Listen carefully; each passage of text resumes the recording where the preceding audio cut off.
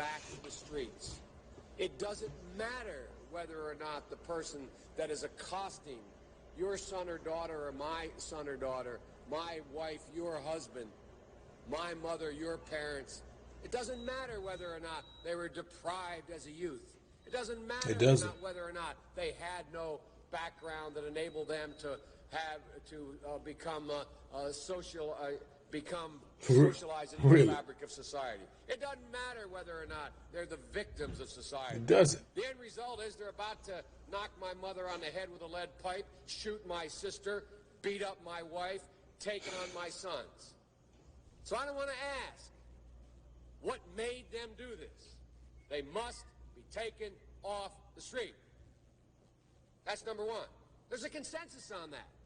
Unless we do something about that cadre of young people. You mean young black people? Thousands of them. Born out of wedlock, without parents, without supervision, without any structure, without any conscience developing, because they literally, I yield myself 3 more minutes, because they literally have not been socialized. They literally have not had an opportunity. We should focus on them now.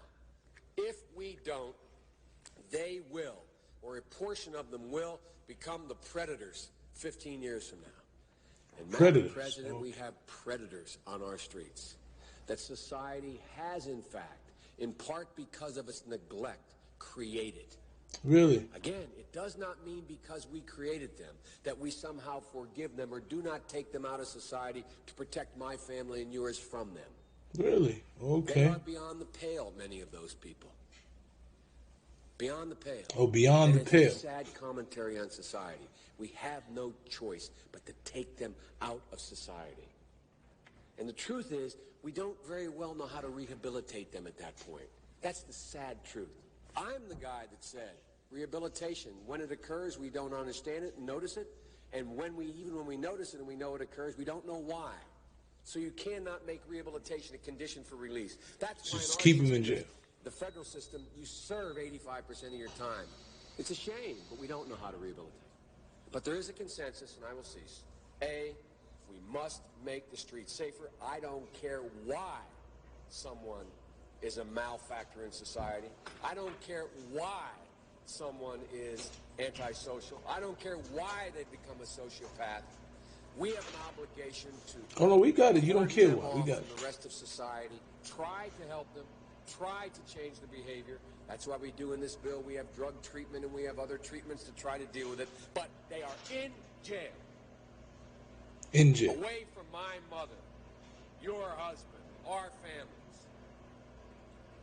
But we would be absolutely stupid as a society if we didn't recognize the condition that nurtured those folks still exist. And we must deal with that. When I marched in the civil rights movement, I did not march with a 12-point program. Oh, you marched. I marched with tens of thousands of others to change attitudes. Okay. And we changed attitudes.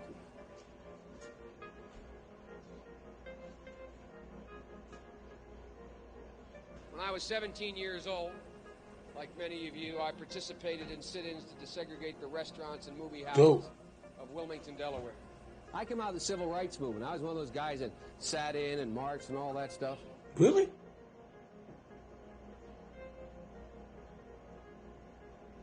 What?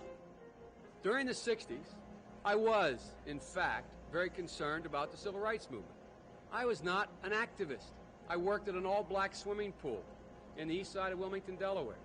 I was involved. I was involved in what they were thinking, what they were feeling.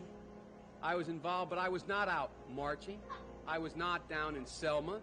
I was not anywhere else. I was a suburbanite kid you wasn't, who got but you a said dose of exposure to what was happening to black Americans when I'm in my own city.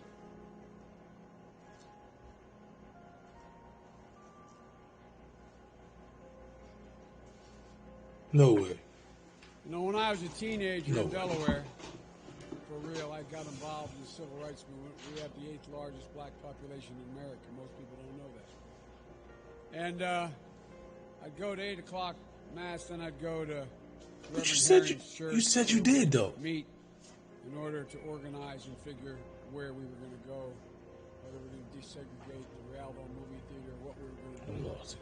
I got my education for real in the black church. But you just said you didn't march. Like, but I got my education, Reverend Doc, in the black church. Not a joke. Because when we used to get organized on Sundays to go out and desegregate movie theaters and things like that, we do it through the black church. I was no big shakes, Reverend, in the civil rights movement. I was just a kid. I got involved in desegregated movie theaters and helping, you may remember Reverend Moyer in Delaware and Herman Holloway organized voter registration drives, coming out of black churches on Sundays, figuring how we were going to move. In October, I was invited to the National Civil Rights Museum in Memphis to receive the Freedom Award. A thing when I sat in black churches on the east side of Wilmington getting ready to, and by the way, next to two Jewish rabbis, getting ready to go out and desegregate movie theaters in Delaware. I never, ever thought in my life I would be worthy of, and I'm still not sure I'm worthy of it. The Biden crime bill is before us for the death penalty for 50 instances. 50? The first federal death penalty declared constitutional was a bill written by I support the death penalty on moral grounds. We do everything but hang people for jaywalking in this. Wow. Listen, I don't know about you, but I am totally confused.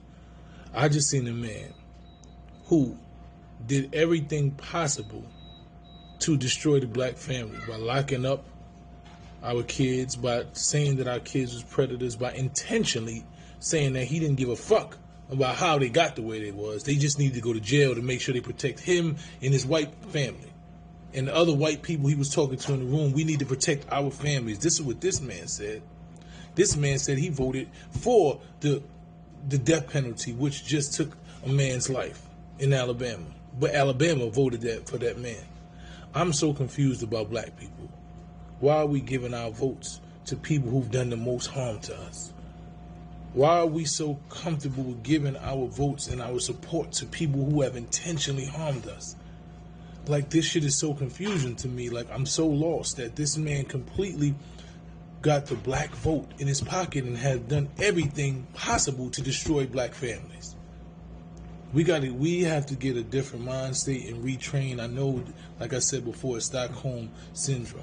And we see this white figure of a man, and because he sat next to a black man, we've given him some type of, credit that he really doesn't deserve. But he doesn't deserve nothing. The man sat there and lied.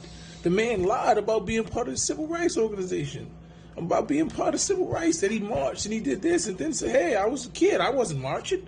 I sat there at the swim place with the black people and I heard their thoughts. But no, I wasn't marching. I didn't march nowhere. But now again, on a whole nother campaign trail, he marched and he sat there and he was with civil rights and he did all these things. Why are we supporting someone who lies to us and has done everything possible to destroy our family? We need to come to Jesus moment right now. Like, we have to really say, what is wrong with us as a people? We continue to empower our oppressors.